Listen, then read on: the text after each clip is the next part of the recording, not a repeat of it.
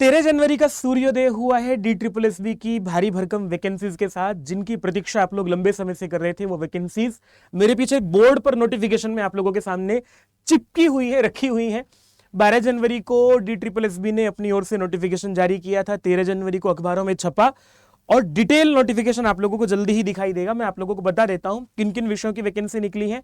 कुछ non teaching vacancies भी हैं, जैसे कि पर्सनल असिस्टेंट करके, जूनियर सीनियर या फिर जूनियर जुडिशियल असिस्टेंट करके कुछ वैकेंसीज निकली है, जो लगभग 990 है।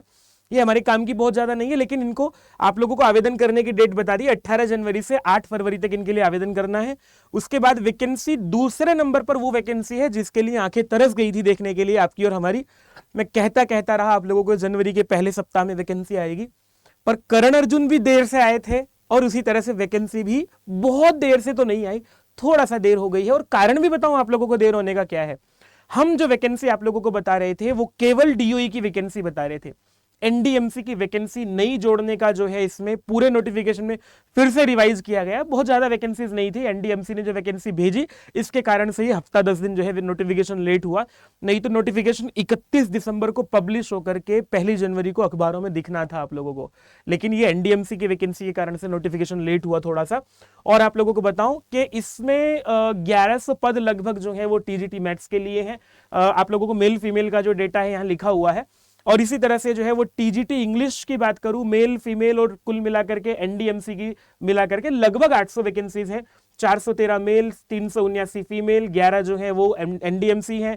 और फिर सोशल साइंस की जो वैकेंसी है वो मेल के लिए 129, फीमेल के लिए 179 और 2 जो है NDMC की, मतलब मोटी मोटी सी 400 वैकेंसी लगभग आप लोगों को। नेचुरल साइंस में जो है वो 183 मेल, फीमेल 166 और 5 और लगभग 70-75 370-75 वैकेंसी कुल मिलाकर के। हिंदी की बात करूं मैं तो 200 वैकेंसी है मेल फीमेल मिलाकर के, मोटा मोटा सा। तो यहाँ 75, 110 और 7 ये नंबर है मेल फीमेल का सब मिला के। संस्कृत की वैकेंसी लगभग 650, जिनमें की 477 मेल की है, फीमेल की 141 है। 13 वैकेंसी जो है वो NDMC की है। और उर्दू की अगर बात करूं, उर्दू में 265 जो है वो मेल, फीमेल की 356 और 5 जो है वो NDMC की है। DOE में जो है वो पंजाबी की अगर बात करूं तो पंजाबी का लगभग 550 वैकेंसी कुल मिलाकर के, 248 मेल, 307 फीमेल, 1 वैकेंसी और अलग से। और ड्राइंग टीचर तो अलग से ही जो है वो आप लोगों को लगभग 527 वैकेंसी जो है, लगभग नहीं कुल मिला के 527 वैकेंसी। और ये सब मिला के हमारा जो आंकड़ा बनता है 5118 नंबर बनता है, मेल फीमेल NDMC सब मिला करके। आप लोगों को जो है इसके लिए अलग अलग आवेदन नहीं करना है।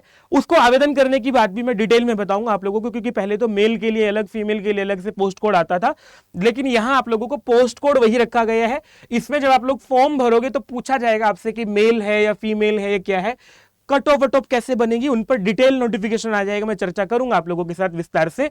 और भी वैकेंसी को देख लेते हैं। आप लोगों के लिए एक हिंदी ट्रांसलेटर की वैकेंसी भी है जो आप लोगों को फिल कर सकते हो। और ये जो कुछ नॉन टीचिंग है, जो MTS कहा जाता है, मल्टी टास्किंग सर्विसेज जो है, उनके लिए भी वैकेंसी है। कुछ जो है वो हेल्थ एंड फैमिली वेलफेयर में भी डिपार्टमेंट में अलग अलग वैकेंसीज हैं।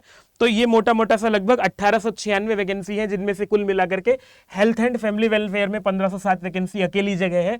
तो ये भी बड़ी संख्या है आवेदन करने की, जो यहां भी कर सकता है वो यहां भी कीजिएगा। इसके बाद मल्टीटास्किंग सर्विसेज, मल्टीटास्किंग स्टाफ जो है उसके लिए 567 वैकेंसी है। और इनके लिए आवेदन करने की तिथि जो रखी गई है वो है 8 फरवरी से 8 मार्च। इसी तरह से जो ऊपर सर्विसेज वाली है ये 13 फरवरी से 13 फरवरी, ये कुछ गलती नहीं, ये दिया हुआ है यहां पर कि 13 फरवरी से आवेदन शुरू हो जाएंगे। 31 फरवरी से 13 मार्च तक आप लोगों को आवेदन करना है। क्या लिखा हुआ है, कुछ गड़बड़ है। Opening date of submission of online आवेदन जो है वो 13 फरवरी से शुरू हो जाएंगे।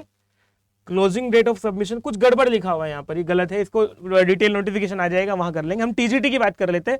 फाइनल TGT की जो बात है कि भाई एप्लीकेशन की डेट जो है वो 8 फरवरी से शुरू हो जाएगी। 8 मार्च जो है यहाँ, ये 8 मार्च तक आप लोग आवेदन कर पाओगे।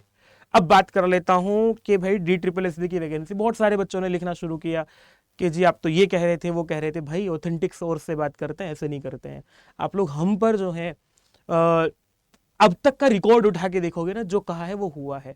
थोड़ा सा सप्ताह भर लेट हुई है और कारण भी दिया है मैंने आप लोगों को। अब बात करता हूं मेल फीमेल की एज क्या है, वही रहेगी जो पहले बताया हुआ है आप लोगों को। और निश्चिंत होकर के आंख बंद करके जो है तैयारी करना शुरू करो। मेल कैंडिडेट्स के लिए 32 एज है, फीमेल कैंडिडेट्स के लिए 40 एज है। अब आप कहोगे नोटिफिकेशन ऑफिशियल आ जाएगा, हम कह रहे हैं ना, आ जाएगा, डिटेल में नोटिफिकेशन आएगा और उसमें ये वाली एज आप लोगों को मिलेगी। फॉर्म भरना शुरू करो, तैयारी करना शुरू करो।